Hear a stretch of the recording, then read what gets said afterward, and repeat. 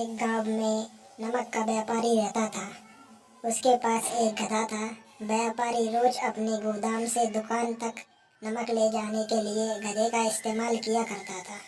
वह नमक को बोरी में भरकर गधे की पीठ पर लाद देता और उसके साथ साथ चलता हुआ दुकान तक आता था। व्यापारी का गधा आलसी प्रवृत्ति का था। काम से बचने के लिए वह नित नए बहाने सोचता था।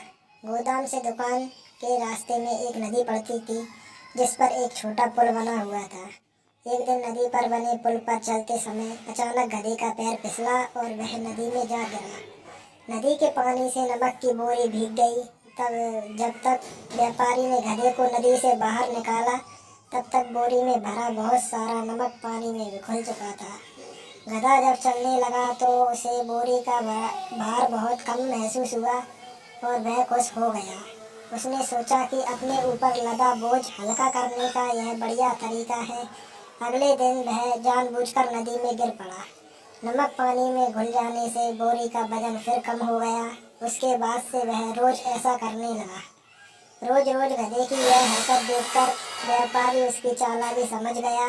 उसने गधे को सबक सिखाने के लिए अगले दिन बोरी में नमक की जगह पर रुई भरकर गधे की पीठ पर लाद दिया।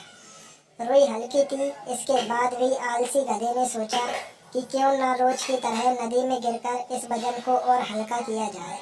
इसलिए वह जानबूझकर नदी में गिर पड़ा, लेकिन इस बार बोरी में नमक नहीं बल्कि रुई थी। पानी में भीगकर रुई का वजन कई गुना बढ़ गया। गधा जब उठकर चलने लगा तो इतने भारी बोझ से उसका बुरा हाल हो गया। उस दिन के बाद से उसने कभी आलस न करने का निर्णय लिया।